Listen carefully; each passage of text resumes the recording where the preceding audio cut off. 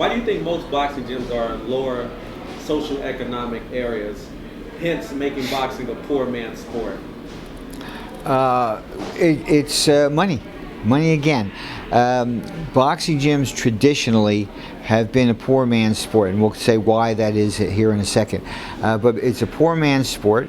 Normally, the owners of the boxing gyms aren't real wealthy individuals.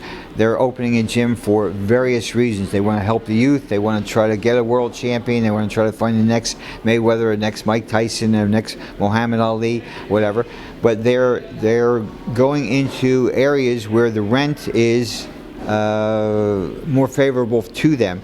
I told you the reasons why we came to Dumbo wasn't because Dumbo was going to become a beautiful area. It's because the rent was very low. So again, Gleasons and myself were very fortunate that this area has developed into a beautiful area. But we came here not because I was coming to a beautiful area. I was coming here because I could afford the rent. And it wasn't what it is today. It was in a slum. It was in a very, very deteriorated neighborhood. So most gyms are in your lower socioeconomic areas of the city, or the area where the gym wants to be, financially. Their rents are expensive, insurance is expensive, and when you're dealing with fighters, again, coming from your lower socioeconomic areas, they don't have huge wallets, so you have to chase the kids to get a rent from them, get a dues from them, and so that puts you into a negative area. Now, why is it traditionally your lower socioeconomic areas and kids? Because traditionally fights are from people that aren't successful in school, aren't successful in education, and aren't successful with good jobs. You can see traditionally here in the United States, the waves of the immigrants that came through, whether it was the Jews, the Irish, the Italians, the blacks, the Spanish. Now we're getting the Eastern Europeans back in here. But as the waves of the immigrants come in, before they can assimilate into their education, and which then projects them into better jobs, they have to find out how to make a buck. So the traditional immigrants that come over, before they're able to get themselves successful in jobs, go into the sport of boxing. The kids that both the girls and the guys now that get into the sport of boxing, they're very smart people, and they're street smart. They're not formally educated. They don't have the high school behind them. They don't have the college behind them. So they don't go into baseball and football and basketball. Their sport is boxing. This is a gym that they can afford. Remember, it's not the real expensive places. So they can come into the gym, and they have the same exact dreams that anybody else has. Whether you're in middle class, or you're in upper class, or you're living in a project, you're born with a brain, you're an individual, you're a human being, and you say, boy, I wish I could be this, or I wish I could be that. So the fighters are the same way. They don't have the same opportunities as many other people, but they have the same dreams. So what's good about boxing, they come into a gym, and even though they don't become a world champion or a successful boxer that can make a living just by boxing, they get opportunities by meeting people, by meeting these Wall Streeters, by meeting other people, by socializing with people, and they get many opportunities. It also, many of the kids like to come into a gym because they want to be good. They want to stay out of trouble. They don't want to hang out on a street corner. They don't want to get into the various problems that arise in some of these projects. So they come into a gym to make themselves a better person, and they do so. Boxing is more of a mental sport than it is a physical sport. So although the kids come in here and get into great physical shape, probably better than any other athlete, they develop themselves mentally. Their focus, their concentration, the way that they can overcome fear, make fear work for them. It just makes them better individuals. But I think your question was why do gyms go to your lower socioeconomic areas? Economics, money, whole reason. As more and more ethnic groups assimilate into American society, do you think boxing will phase out? And let me preface this by saying, you take the 30s and 40s, you had the boxers with the Star David on the shorts, and you had more Jewish boxers. Then you had the era of the Italian fighter, then the black fighter, the Mexican fighter, and now it's the Eastern European fighter. As they assimilate more and more to American society, do you think the pool of good boxers will get smaller and smaller? I think the pool of good boxers is getting smaller and smaller, but not for the reason that you've mentioned. I don't think it has anything to do with the ethnic groups that come in or the different diverse groups that come into the United States. Boxing is a sport that's never going to become is never going to be done away with. Boxing started, and you can take this as a fact. I can tell you exactly when boxing started. As soon as there were 3 men on earth, 2 of them got into a fight and the other guy was cheering them on, okay? And it's been that way ever since. And you know, they always use the analogy, when you were a kid, you were in the schoolyard, as soon as the fight broke out, everybody's around them screaming and yelling, having a good time. Boxing is exciting. It's a pure sport. It's 2 individuals, no team involved, 2 guys going at it, or 2 girls now going at it, and the best person wins. So it's exciting. People like it for many, many varied reasons, whether it's they were putting themselves in as the fighter, they're thinking about it, whatever reason. But people like the sport of boxing. It will not go out of popularity. It has had ups and downs. There's been times when it has been banned in the state of New York. It was banned at one point in the country. It always comes back. And when you get a Muhammad Ali, obviously, the fans just love him, so people run to the sport. Ali goes out, Sugar Ray Leonard comes around. He makes it popular again. He goes out, Mike Tyson comes in. So, you know, there's always ups and downs. When the United States was dominating the heavyweights in most of the sports, you know, it was much more popular here. It was much more popular when ABC had it on, when NBC had it on, when CBS had it on. Saturdays and Sundays you could see fights on TV. The American population knew the fighters. They knew the fighters' names. So things come and they go. I think boxing will continue to be popular. You know, people say that the UFC and MMA is taking over. I don't agree with that. My opinion says no. It doesn't mean that that's gospel, but in my opinion, I say no. I say that MMA and UFC is popular because boxing is not giving the population what they want. When we give them a fight that they want, they'll turn to a boxing show way above UFC or MMA any day. You know, a few years back we had the Pacquiao and the Mayweather fight. It came, I think, a little bit later than it should have, but when it came, that was the fight everybody wanted. Everybody in the world tuned in for that.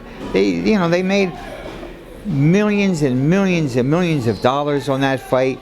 Millions of people tuned in from around the world. It was a boxing show. You know? But 2 boxers made more money than any performer, any wealthy person that you can think of. 2 boxers made that kind of money. Madonna doesn't make that money. You know, so boxers can make that money because it's popular. So when we give the people what they want, they'll come back to boxing. In the meantime, when we have some dull fights going on out there and we're not a real popular situation, then the younger people are looking for other things and say, oh, well, that's this MMA, boy, that's pretty popular. Guys are, you know, kicking one another, and let's go into that. But if we give them what they want, they'll come back to boxing. And the reason why I don't think that the pool of boxers is as great as it used to be, and I don't know how we're going to overcome it at the moment, is because of the computer. The computer has ruined the sport. It's ruined many, many things. But what happens, the kids aren't into athletics any longer. Okay, again, times are changing and things always change. But you don't see kids on the street playing. They don't play stickball out there. They don't play basketball. You don't see girls out there doing hopscotch or whatever they're supposed to do.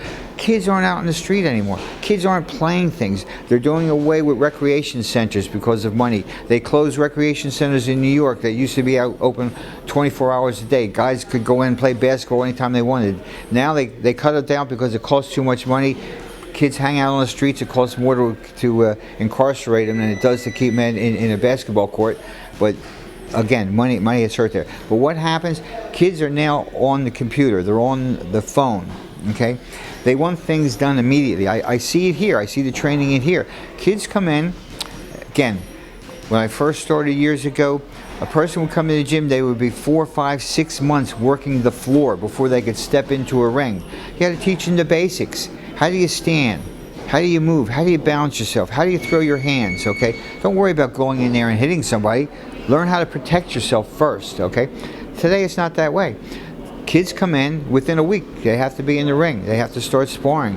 And if they don't, they go to another gym. So the trainers say, okay, fine, I need your money. You know, I don't want to lose you as a client. So they work with them. But kids want things instantly today. They don't want to learn. They don't want to take the time to learn. They want everything done immediately. And they're not involved. Okay, the kids aren't involved in the sport, in any sport, not just boxing. I mean, they're not doing the things that I did growing up. Now, it doesn't mean that it was right when I was growing up and it's wrong today. It just means things are changing and things I think will adopt. I know I had conversations with my father when I was a kid. As I said, he was always involved with boxing. We'd be at the dinner table and he would say, the fighters today are nothing like they used to be. When I was growing up, they were much tougher.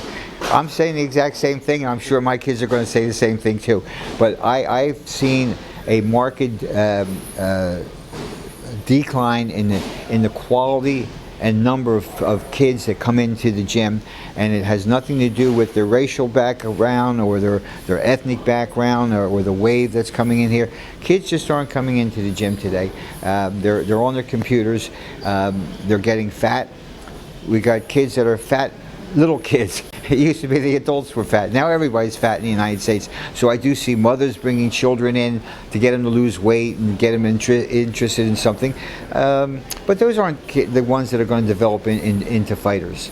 So I think that the pool of fighters is diminishing. Look at the number of fights. Okay, again, generations are changing, times are changing. Money has certainly impacted the sport, but your champions today, they have 25, 30, 40 fights.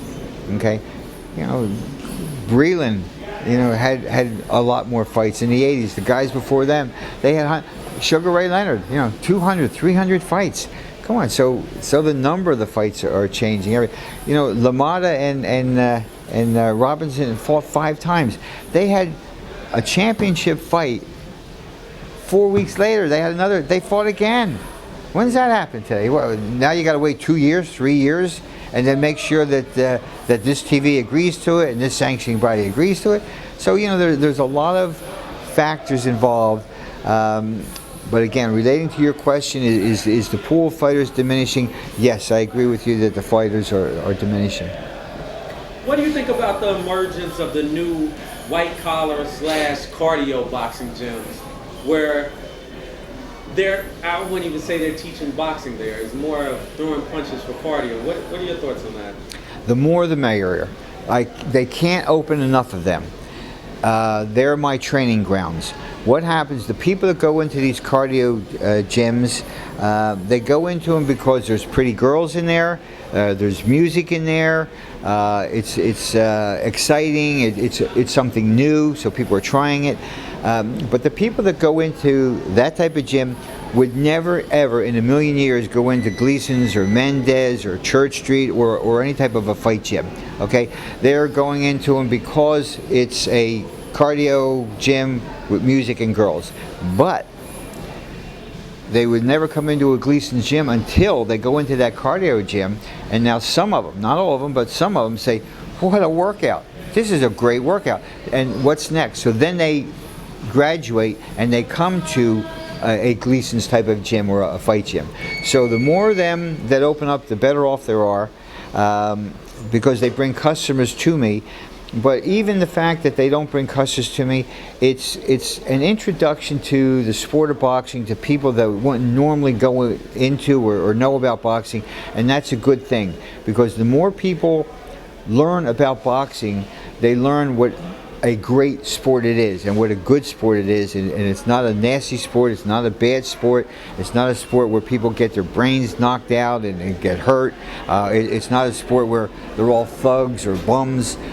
They go in, they realize it's a great sport. It does so much for people both mentally and physically, and it helps so many people that the more people learn about the sport of boxing, the better off we are. What was the experience? What was it like when Justin Trudeau came in? Most gyms don't have head of states coming to train there. What was it like when he came by here? And did you even know he was coming before he came? Well, it was very exciting, and I did know that he was coming because first his team of people contacted me and asked me whether we would allow him. And obviously, I said we certainly would. But then the Canadian security team came in and checked us out well in advance, looking at sight lines, who was across the street, what sight lines, what doors there are. I mean, they did a total security check. After the Canadian security people did it, the American Secret Service came over and checked us out. So we were well aware of somebody of status was coming in, and obviously we knew who it was. And the reason why he came in was because Trudeau is a person that likes the sport of boxing, trains in Canada, and has actually competed in a charity bout in Canada, but obviously before he was Prime Minister.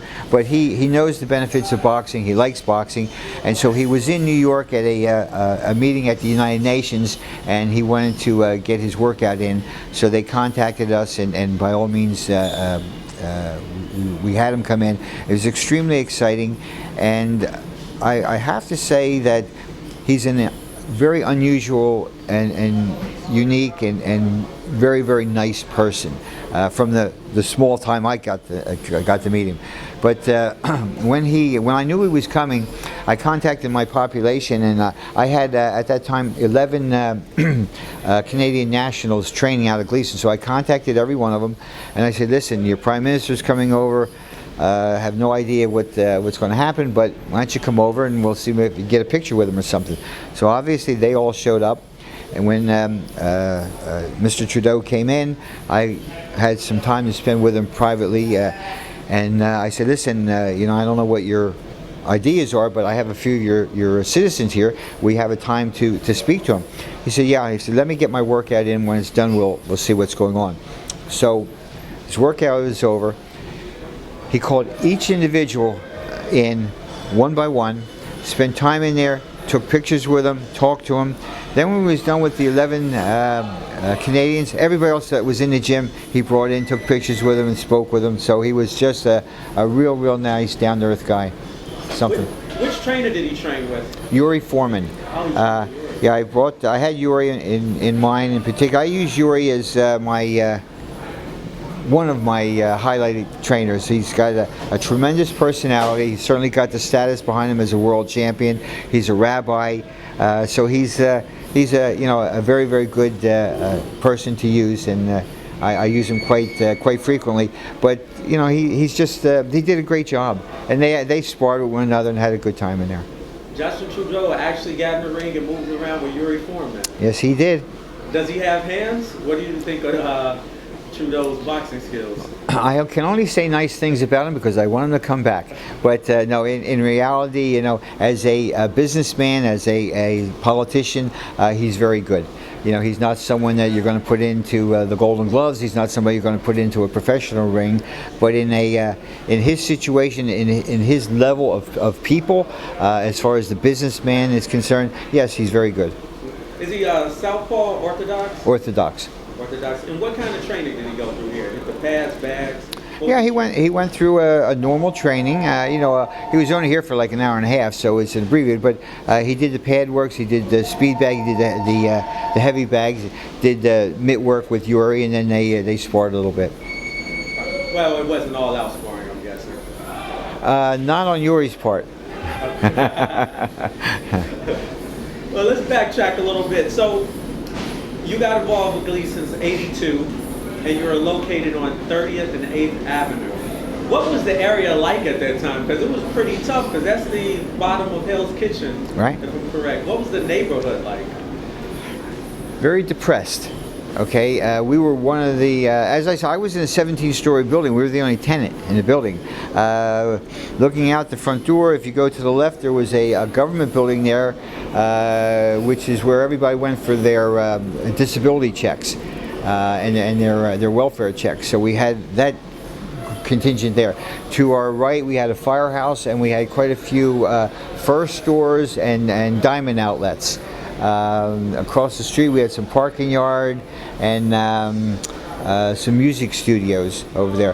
But again, you know, this was in the 80s, and New York City was a different place than it is today. It was a much rougher area. And again, I don't think Giuliani had come in yet. Giuliani, when he came in as the mayor, actually did a really good job as the mayor in the beginning. He cleaned a lot of things up. I don't agree with his politics today, and I haven't for a while. But when he first came in as the mayor, he did a pretty good job. We had squeegee guys. Do you know what a squeegee guy is? They like, what was the window? Yeah. They go watch Every corner, you had 3 or 4 guys would run up to your corner, throw water or dirty water on the window, and then have this squeegee thing there to clean it off and wanted their little contribution for that. There was no pooper scoopers. You know what a pooper scooper is? Yeah. Okay, so they didn't have to do it. So there was crap all over. I mean, New York City was dirty. There was graffiti on everything. You couldn't see out the subway car windows. I mean, they were just totally graffiti. Okay, so things were different. There was the crack epidemic, so everybody was knocking everybody off for $5 just to get a vial of crack. So it was a tough area. I have a painting which Gleasons now owns. It was done by Leroy Neiman. It's valued pretty nicely. He gave it to us because he was a friend of my late partner Ira, and we had it outside of the gym, hanging over our front door, outside in the rain, the snow, and for the bums that were seating on the street. This huge, expensive Leroy Neiman out there. So it was a fun place. It was a unique place. And when we were asked to leave by the landlord, the neighborhood was quite upset because we were the only real security in the area. We had all the fighters. People never messed around with the fight gym. When we had people like Roberto Duran or Jerry Cooney training at the gym, Manhattan South, which was our precinct, used to have to close the street down. There would be Duran, when in his heyday, was so popular with Spanish fighters that they closed the streets down. We had so many people coming into the gym. And then when Cooney came in, he's a Long Island kid, but when he was fighting, he was extremely popular. So it was the same thing. We had so many people. So it was a fun place. It was a great place to be. And as I said, we were a first floor walk up. We were right in Midtown, right next to Madison Square Garden. You know, so it was exciting. It was great to be there. So they literally would close down 8th Avenue or 30th? No, 30th Street. 30th Street. Block it off. No car traffic, no. And right. There would be crowds outside? Yeah. Was there like a window where no. outsiders could watch them train? No, but we had if you can follow me around here for a second. This is the gym. Okay. This was 30th Street, okay? So that's Teddy Atlas and a couple of his fighters. But anyway, this was a gym. We had 2 gyms. That's 30th Street. You walk in this way. Then if you see this pole, this is a balcony that went around on 2 sides of the gym. So people would fill this up, and we would sell sandwiches and sodas to them, and they would just fill this up all day and watch the sparring and stuff that was going on. But when Duran was in here, it was packed. It was packed. Wow, so they would come watch the sparring session. Yeah, it was like great. They were at a fight at MSG. Yeah, it was exciting. Always fun. It was a small gym. It was 7,000 square feet on 2 floors, and we only had one bathroom facility and one changing area because we only had male fighters. But the women kept saying, "We want to train. We want to train. Let us train." And my late partner, who was much older than I was at the time, we were equal. We were 50-50 partners. We were good friends. We got along well. But again, my era and my upbringing is that you respect your elders, okay, and I became his partner. He owned the gym. I became his partner, so I respected his wishes. Okay, I didn't argue with him a whole lot, and he was opposed to women. Okay, and he was a traditionalist and didn't want women in the gym. So I said, all right, no women in the gym. But they kept saying they want to train, And the reason why we always had so many women in the gym was because of so much film work we just had so many people in there. There was always movies and television, the fashion shows, everything that we were doing. So the women that would come in and say, hey, this looks like a great workout, we want to do it. Anyway, eventually I was able to convince my partner to try it. And so we closed the gym 3 nights a week and kicked the guys out and let the women come in so they could use the facility. Became extremely successful right away. Huge numbers of girls would be coming in. So when we eventually moved to Brooklyn, to Dumbo, we built a bathroom facility for them and a changing area for them. And so we were the first gym to allow women to come in, and it was very successful. Now, 1/3 of my membership are female. So it's. Who was the first woman fighter, female boxer, to come out of Gleasons gym? Okay. Professionally, women were always allowed to fight. Okay, so we always had 1 or 2 female boxers in the gym on occasion. Okay, the toughest was Irene Barkley's sister. Okay, she's the woman that brought Irene Barkley into the sport. Okay, she was tough as nails, and she would go in with the guys. We also had a lady by the name of Tatawanda. I'll think of her first name in a minute. We had Lady Tiger, Tatawanda, and we had Iran's sister. Those 3 women were in and out of the gym a lot. Now, when they were in, again, it was a different time. The women weren't respected the way they are today. When they went in there, the guys kicked their asses. Okay, so these women learned. These women went in there and they had a fight. When you went in the ring with a guy wasn't going to take it easy with them or let them get punched. I mean, it was they had a fight. So they were tough. But Lady Tiger was terrific. I have a picture of her somewhere. Tatawanda, what was her first name? I can't remember. Anyway, she was good. She was known as the female Ali. She was good. But I think the toughest of all of them was Iran's sister. She was good. Yeah, he actually mentioned to me she used to knock dudes out for him to protect him in the neighborhood, and then she brought him into the gym. Yeah. Now if he says that, that's something, because he was in the gangs. Okay, him and Mitch Green were gang guys, and so his sister protected him. I mean, she's got to be tough. Did you ever have gang guys come to the gym to settle beefs there instead on the streets where they say, hey, can we come in and spar it out? I haven't. I can't say I had gang guys. I'm sure some of them were in gangs, and I'm not aware of it. Okay, but I quite frequently, once a month to up until today, once a month, I'll have a couple call me and say, listen, can we use your ring? We want to settle something. And it could be a boss and an employee. It could be a cop that gave somebody a ticket. It could be 2 neighbors. But quite frequently, I have people coming in and saying they want to settle it in the ring. And I did it when I first had some of these situations. I used to bring them in, and I thought it was funny, and we let them go in, but we would supervise it. I mean, why would let 2 guys go in and get hurt? They had to have headgears on and helmets. And what happens when you have 2 guys fighting under boxing conditions, not street conditions, but boxing conditions? They're going to last a round.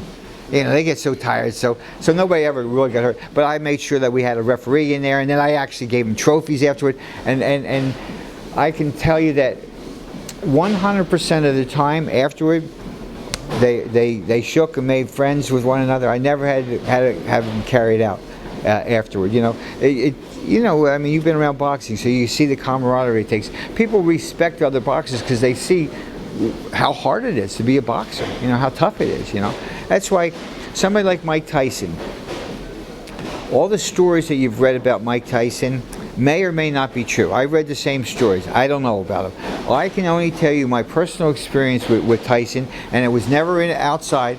I was never driving around with him in a car or carousing or having a drink with him. I was always in a boxing situation. He was a great guy, a gentleman. Okay, a polite person. If he was in here training, which he trained lots and lots, but if he was in here training and you came in or she came in or he came in, he would talk to him, take a picture with him, sign an autograph, say, no, here's what you got to do. You're not stepping properly. Talk to people. I mean, boxers are that way.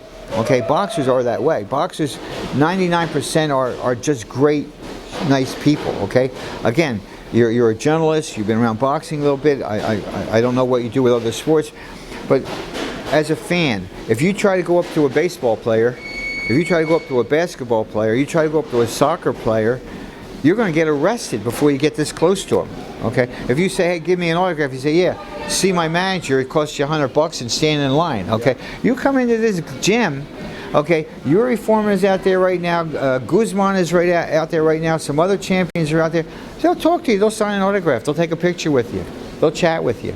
Okay, Carlos Ortiz. I'm not sure if you know who Carlos Ortiz was, but he was, to me, one of my best all-time fighters ever.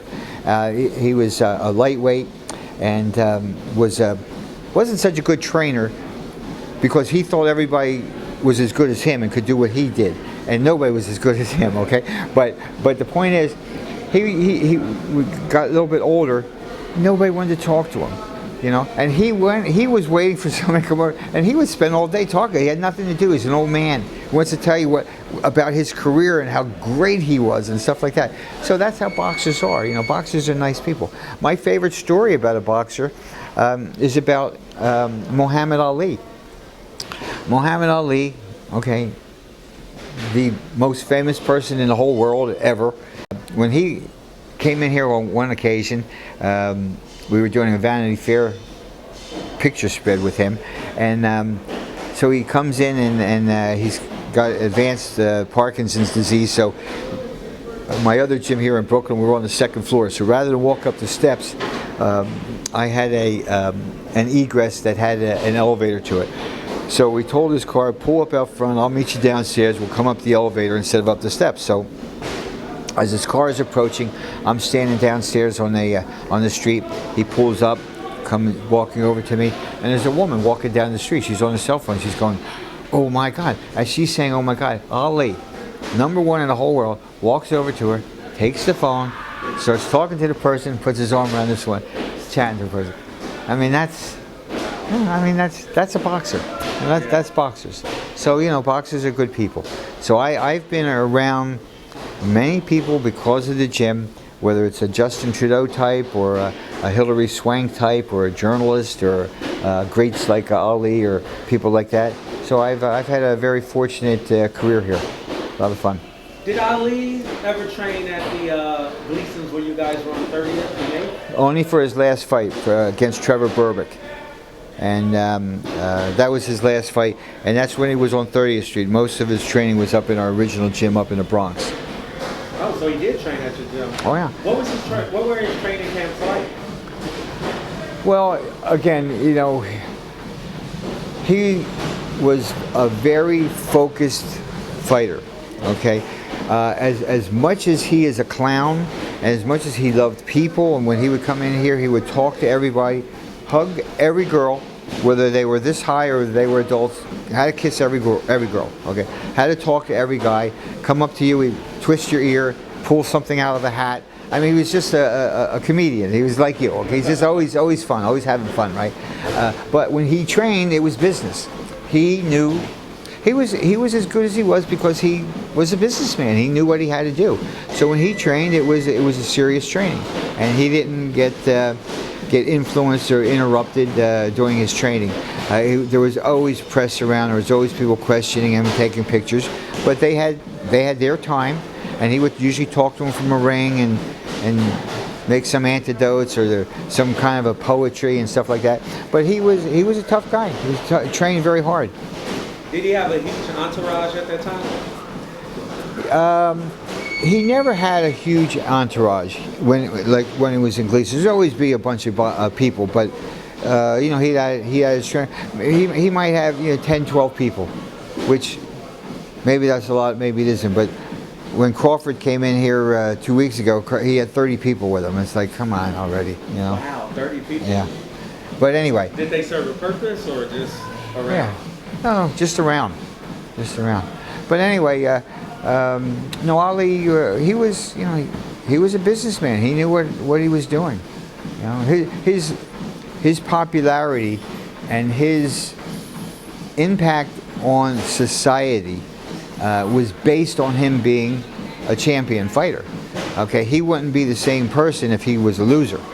Okay, if he had a 1-20 record, we wouldn't be talking about Ali. Okay, we might still be talking about Ali, but not in the fashion that we talk to him now. He still might have been a politician or this or the other thing, but he became who he was because of the fact that he could fight, he could predict what he was saying, and he could have his poetry and stuff like that, and he could back up his words. If you don't back up your words, they don't talk to you the second time.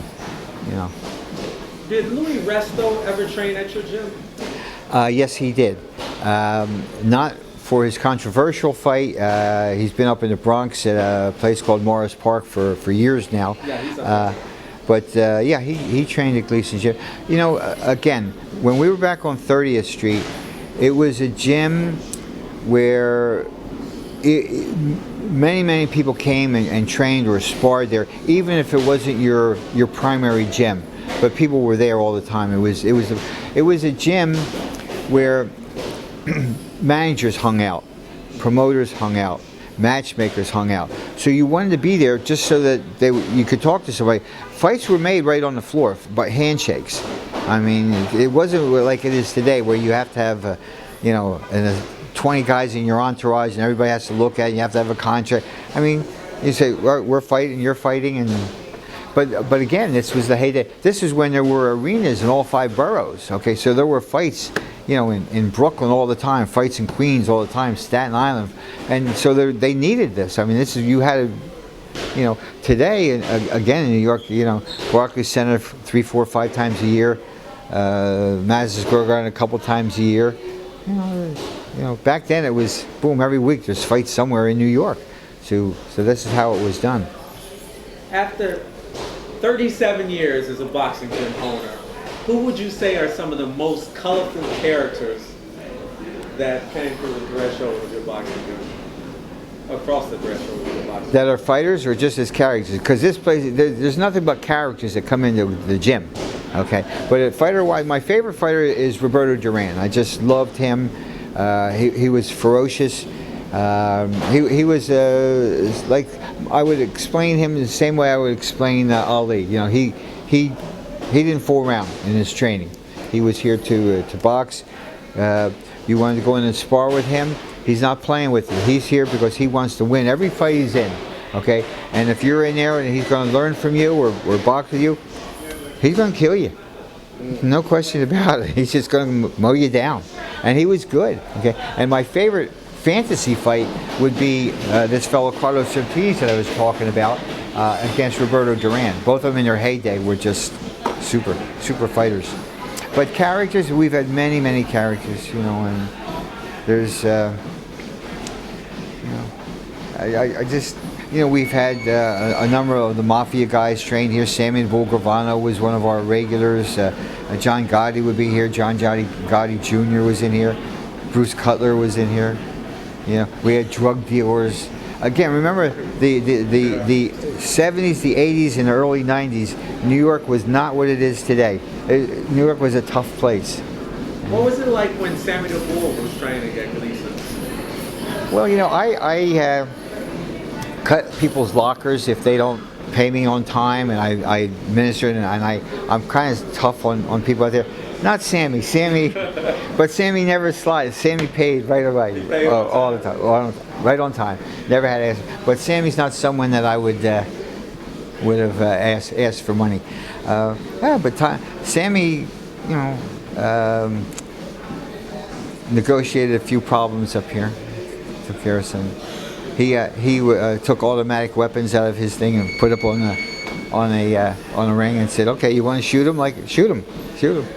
Wow, so the guy's beefing, he'll say, okay, let's Yeah, settle this. yeah, He'll put the 38 on the ring. I've had guys. I had one guy that was in the ring sparring, and we had a squad of detectives come in. They circled the ring, took out their guns, and arrested the guy in the ring.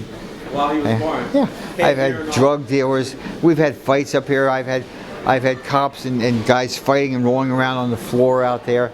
We've had drug dealers up here. I've had money up here. This was a different place. Today it's tamed. Nothing goes on now. How was Sammy as a boxer? Terrible. About him boxing, he was terrible. You know, again, you have to put him in perspective. He's a businessman, or whatever you want to call him. But he wasn't a fighter. He was a tough guy. But tough guys aren't going to win fights. Okay, there's guys that if you're walking down the street, you're going to say, I'm going on the other side of the street. He just looks like a monster. You don't want to walk near the guy. And if you get a fight with him out there, he's going to kill you. Okay, put him in a ring, you'll run circles around him. It's a different sport. Okay, my favorite fighter, I just said Duran was my favorite, but one of my favorite fighters, and the guy that I love dearly, is Mark Breland. Okay, I've been with Mark since he was a kid. Okay, Mark to this day, if he's standing where I'm saying, what? What are you, Mark? What the hell? What? Speak up a little, Mark. Okay, he's meek, mild. Okay, and one of the best fighters, still to this day rated the best amateur fighter that America has ever had. Okay, so the point is, you can be a mean, tough guy. It doesn't mean you're a good fighter. Right. Doesn't mean I'm going to fight you. Here, you'll kill me. You'll take a knife out and stab me 25 times. But put me in a ring, and you're not going to be the same person. So Sammy, hell of a reputation, killed an awful lot of people, and I'm not going to. I'm not going to get into a fight with him. But if you say, well, what's his ability putting him in a ring with gloves on and headgear on? I mean, he's a business guy.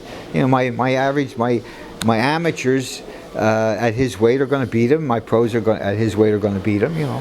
Another business guy, he'd probably hold his own.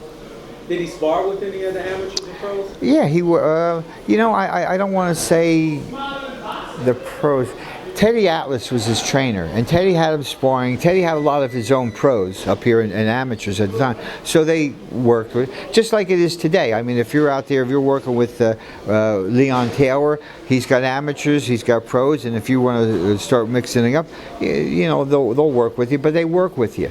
It's not going to be like when I said with Duran. If you go in with Duran, Duran's going to knock you out as soon as he can. Yeah. Things are different out there today. They work with you. It's a business, And Leon Taylor doesn't want to get you hurt, and then you don't pay him his fee anymore. So he's going to take good care of you, Did it look like guys took it easy on him when they sparred, like they were timid or intimidated?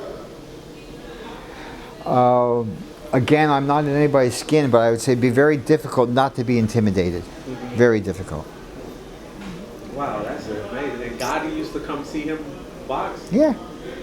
And then when they were all going down, Bruce Cutler, who was their attorney, he would be up here all the time. Then we had, during the same time that they were going after him, we had a kid by the name of Boy George. Boy George was the #1 heroin dealer in New York City. Okay? And his main hangout was Chinatown, and even though he was Puerto Rican, he had a Chinese tattoo on his neck, which meant leave him alone. I mean, when he's in Chinatown, no gang, nobody would.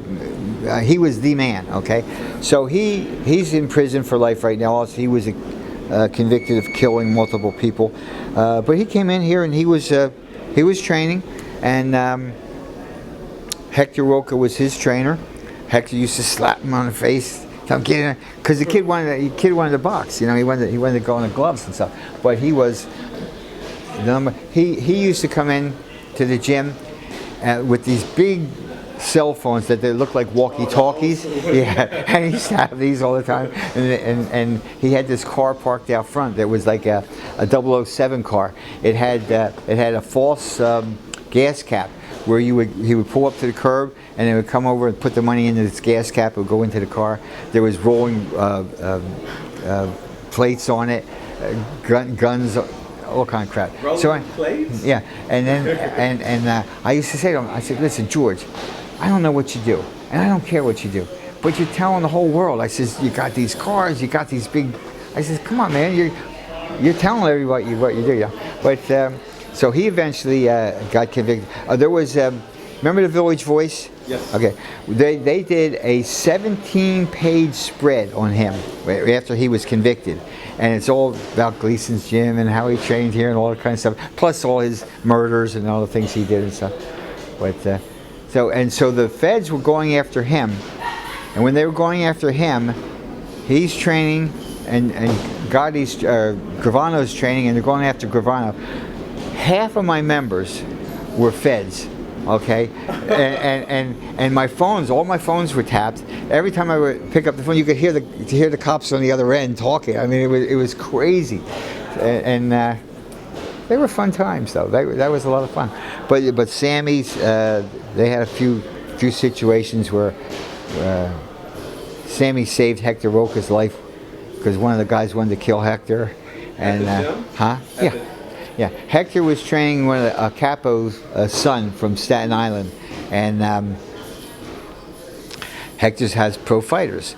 So one weekend, Hector leaves and goes with his fighter. When he comes back on Monday, this guy says, "Hey, you disrespected me. I gotta kill you."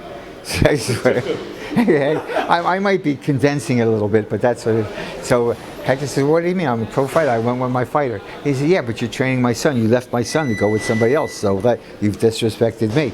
So now he goes to Sammy to get permission to shoot Hector, right? And Sammy's downplaying. You know, after like a week and a half, Sammy takes the gun out of and puts it up on the ring. So shoot him. Go ahead, shoot him. So then I have to bring him over and moderate that. We got that one taken care of. There was numerous though instances of situations like that. Always happen, one thing or another. Only at Gleasons. Only at Gleasons. I remember growing up, I was maybe 10, 11 years old, watching America's Most Wanted, and they were looking for a boxer named Pedro Estrada. Yeah. Gleasons, he was managed by my partner Ira Becker. Yes, and I spoke to Mark Breland because Mark Breland actually knocked him out. Yeah. And he said when he saw him on America's Most Wanted, he was scared. I'll tell you, I had a screaming match with the guy, okay, in the amateurs, right? I'm the president of the amateurs. We're at Roberto Duran State Park, that's up in the Bronx, and they had a tournament called the Empire State Games back then, and it's an amateur tournament, and the local, the state was broken up into different sections, and we were New York, right? So you had to win New York to go to the state finals, Empire State Games. So he's 147 pounds. He signs the application. He enters the tournament at 147 pounds. Okay? I'm the president, and I'm doing the matchmaking and stuff like that. He comes. He weighs 10 pounds over. He's 156 pounds. I said, "You're out. You're out of the tournament." He starts arguing with me, and I didn't realize he was a killer. I just know he was from Gleason's gym, and I'm saying, you know, it's your fault. I didn't put down 147 pounds. You put down 147 pounds, and you're 10 pounds over. What do you want from me? You can't fight this kid. So anyway, we're arguing, and I'm getting hot, and he's getting hot. Later on, I found out he killed 17 people. Yeah. Yeah, but he was Gleason's. He was a Gleason's guy. How was he as a boxer? He wasn't bad. He wasn't obviously as good as Mark, but he was a tough kid. He was okay. You know. Would you have ever known he would be on America's Most Wanted before? No, I didn't realize he was one of the hitmen. But his whole ring, okay, all trained out of Gleason's. He was the hitman for this ring. There's Hernandez. There was about 6 or 7 of them, okay? And they started with us when we were in 30th Street. And then one guy, Hernandez, used to come to me and say, "I want to buy your gym." I said, "You're going to buy my gym? What money do you have? Well, you know, how are you going to get it?" "Oh, no, my parents got money. We're going to sell a house." And, all right. He never bought the gym, but he always told me he was going to buy the gym. But there was another drug ring, and but they were all centered out of Gleason's gym, all those. So, and the guy we're talking about, he was the enforcer for him. Yeah, I think he's getting out soon. Oh, I hope so. Maybe we'll get him back into white-collar boxing. I saw the picture over here of Miles Davis training at Gleason's gym. Was that at the 30th and 8th location? No, that was the Bronx. That's a picture with him up at the Bronx. And he trained at 30th Street also, but that picture is from the original gym up in the Bronx. How was Miles Davis? Did you have any interactions with him? No, No. I did not. But from what I understand from my partner, again, he was not introverted, but he kept to himself. He wasn't a real social guy, but he trained all the time. The conditioning that he got in boxing is what he used on stage and stuff. I mean, he's stayed in great shape, and he loved boxing. He was always in the gym. But yeah, I'm trying to think of some of the other artists, but we've had one after the next. We've done 17 music videos up here. 17 music videos. Can you name some of them? I'm trying to think. Who did Mama, I'm Gonna Beat You Up or something? Mother. Oh man, they're all big groups still. Yeah. It'll come to me. Some of the names will come to me. But who was the guy that we had and they had the shootout outside? Mick Mill. Oh, Mick Mill. Meek Mill had a shootout in front of the Gleasons gym? Yeah. No way. Yeah. Wait, Yeah. Meek Mill? So You have to tell me this story. So they're doing the music track for the Rocky movie, not Rocky. What's the latest Creed. one? Creed. He's doing the music for the first Creed, right? So when I get a call from Hollywood and they're legitimate. So they said they want to rent the place, close me down, and do a music video or do a performance. That's fine. I don't say who's the guy and check the background. So anyway, make a long story short, they're here. This is when we're across the street on Front Street, and the thing is over. It's 11 o'clock at night, and they go downstairs, and a rival gang from Philadelphia was waiting for them and ambushed them. So they get into the shootout. They started on Front Street and came down here to Water Street and went up Water Street down to Fulton. And there's bullet holes in the windows. There's bullet holes on the facades and stuff. A couple guys got shot. They took them to the hospital and stuff. Nobody got killed, but it was a big shootout. Did Big they deal. finish the video? Did they at least finish the video? Oh yeah, they did it after they were finished. They were going home when they were leaving. So he did the video for Creed. So yeah. No bullet holes in Gleasons from that shootout. Thank God, and I was just praying that they didn't bring up the fact that they were leaving Gleasons. So a couple people did, but it never became a big deal about Gleasons. Well, now that world knows. Right. A shootout in Dumbo, that's highly unlikely at this day and time. Well, you say that, but we were always warned when we first came. I was telling you what a nasty area was here. Be careful. Don't go to this train. Don't be careful when you're walking down the street. We never had a problem. Never had a problem. Now that it's the fourth wealthiest neighborhood in the city, there's shootouts, there's muggings, there's robberies. So, there you go. Be careful, be careful. Nothing ever happened. And now that it's such a beautiful area, the cops are down here all the time. So boxing and rap has a big overlay. Have there been a lot of rappers that come into the gym to train? Yeah. Unfortunately, you're talking to a guy that doesn't follow a lot of music, and I don't know a lot of the rappers' names. The guys come in here and everybody goes crazy. And who is he? What's his name? Who is Yankee? We had the guy Yankee. Who is Daddy Yankee, I think. Daddy Yankee. Daddy Yankee. Also, Uncle Murder. Oh yeah, Uncle. Uncle Murder? Yeah. Wow. He filmed a music video here. Filmed a music video? Uncle Murder filmed a music video here. Yeah. He brings like 100 hip hop people. 100. Yeah, and we had a big confrontation with him because the place was filled with marijuana and smoke and everything. But so what?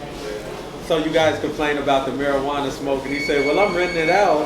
Well, it got out to be a financial deal because they were running past the time Then they ran overtime, and then we were going to throw them out, but then they came over and threw more money my way, so everything worked out. And, Mostly it's because of the drugs. yeah, oh yeah, Life was like getting crazy. yeah. No, But no. they also bring Yeah, but Oh, Yeah. liquor. Yeah. Cologne. That's the rap game. Cologne. Who's trying to think of the guys. There's a lot of Spanish music was here before the rappers. We did. I'm trying to think of reggaeton and. Yeah, but we had. God, I wish I could think of these names. Cologne. Who is a Cologne? Cologne. We're on the cover. His album was done here, and it's all Gleasons. Cologne. He was a Spanish. Oh, Willie Cologne? Him and there was two of them on the cover. They were. Was it Willie Cologne? Anyway, I don't know. But yeah, you know, Gleasons is used for background for many things. Not only music, you know, but many things. Rolling Stone on occasion will call me and say they want to do an interview, and we want to do bring the artist up to Gleason's gym. Okay, who is it? So and so.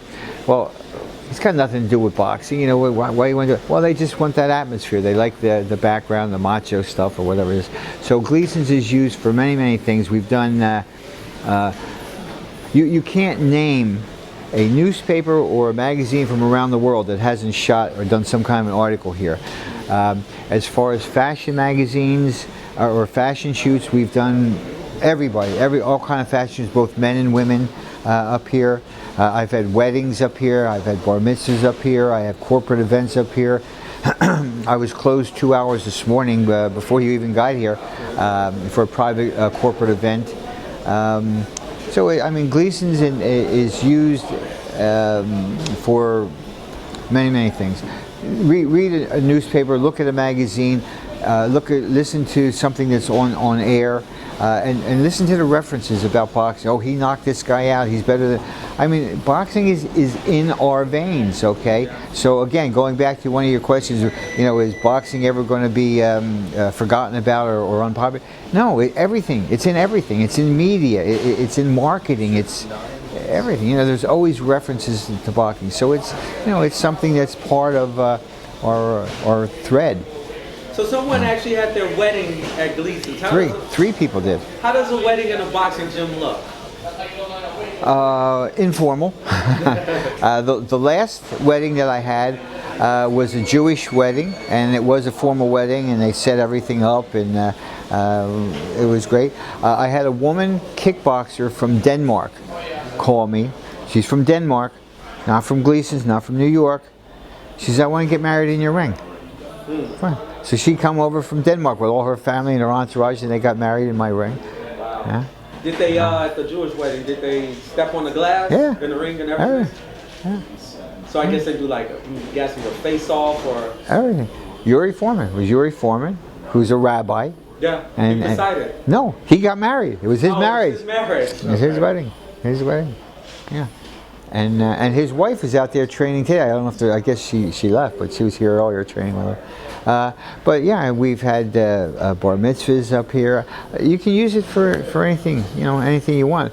And the reason why you look out there and you see some of that equipment, it looks pretty ratty, pretty old, and there's some rust on some of the dumbbells and stuff like that.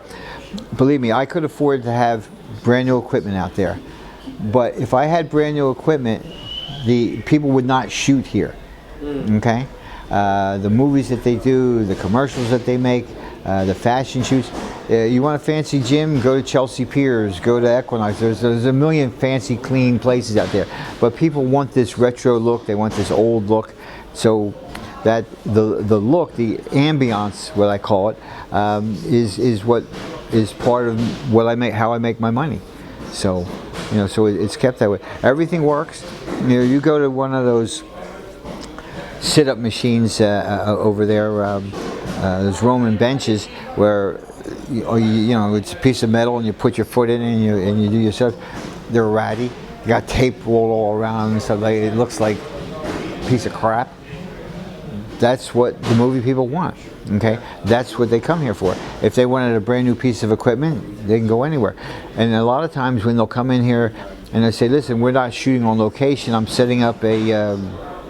In a studio somewhere, but I want to rent some of your equipment to come in here. Oh, I love that. Come on, well, I'm going to buy you brand new, and I'll give you, and I want that. No, I don't want. You don't buy me anything new. You can rent it, okay, and give me some ridiculous amount of money for it, and then give it back to me the next day. And so the rust on some of those plates out there make a lot of money for me. So it's good. Keep it vintage, the old New York feel. Ah. You feel like you're in a boxing gym. Yeah, yeah. Well, you know, you look at New York. There's not a whole lot of places that look like a boxing gym or like Gleasons gym. You know, so that's part of what we do. I know you have wrestling events here too. Has there been a lot of involvement with wrestling events in Gleasons besides like in the early 80s or 90s? Yeah, there's a fellow that runs my boxing school. His name is Johnny Rods, Johnny the Unpredictable Rods. He was a Hall of Famer. He's in the WWE Hall of Fame, WWF Hall of Fame. He and Vince McMahon, the original Vince McMahon, not the son, they barnstormed the whole country, and then got him. And he was one of the guys in the early days of wrestling, and he knows everybody. So I make a long story short, for 30 years he's had a wrestling school in Gleasons gym, and it's extremely successful. Numerous fellows from his school have gone on to become the big stars in wrestling, go all around the world and stuff like that. The headquarters are up in Connecticut. They do a lot of their commercials here, a lot of their press conferences and stuff. So we do. Wrestling is very big, very popular. Have you had did wrestlers come train here in the 80s and 90s? Yeah. Yep. Any names notable names? No, I can't tell you. They don't mean anything to me. I mean, I know the kids. I know when they come in, I know what the real names are, but they go on as stars. Do you know what any of the stars that go around, what their names are? For the wrestling. Yeah. I see Triple H. Triple H came by. Triple H here. Yeah, him and his wife. I see and his wife. Yeah, McMahon. Yes, His wife McMahon. is more famous. I think. Yes, They have definitely pictures McMahon. Yeah. all around the world. Yeah, Hector. Yeah, Yeah. we'll look at their pictures in a minute. But yeah, Hector trained both of them. Johnny. No, Hector trained Hector boxing? Roker trained. Yeah, because they wanted the conditioning, so we were training them in boxing. But yeah, they make a lot of the stars. But I don't follow that There's either. another big guy for wrestling, and you took a picture Sir, of long Sarah, years Cerna, ago. Sir, Oh, John Cerna. Sir, John him, Cena. yeah. Cena. He's been here. He's one of our guys. There are a couple of big guys. And they do a lot of wrestlers come in the box here? The big guys? Yeah. Yeah. And then when they need an interview too, they come here and do their interviews here and stuff like They that. film a couple of commercials here at Triple H. Ah.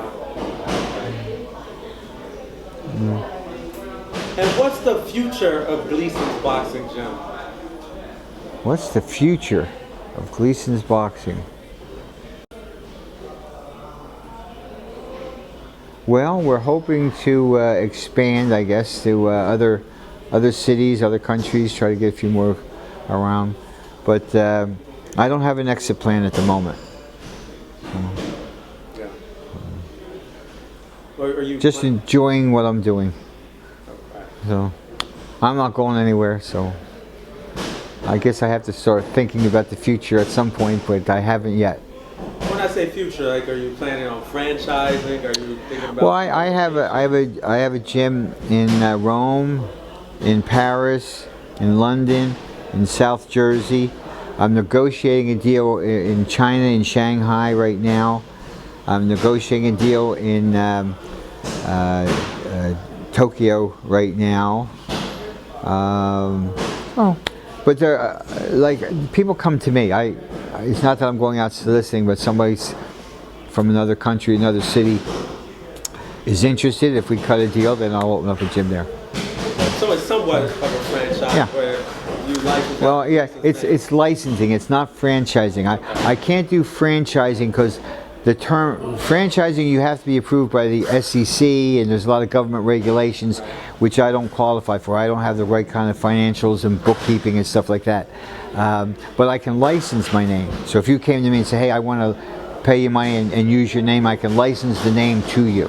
Okay, I don't know what the real big legal hassle or differences are, but there's a difference between licensing and franchising. One I can do, one I can't do. Will there be a merchandising side with throwback Gleason boxing shirts? Yeah, we've done a lot of things like that. I've got some contracts with Everlast, and they've sold Gleasons retro shirts in different stores, and different Foot Locker carried us for a long time and stuff like that. So again, I would like to do more with the merchandising and the branding of it. Again, somebody comes to me, we'll cut a deal. That's what it's about. And any final words you would like to say?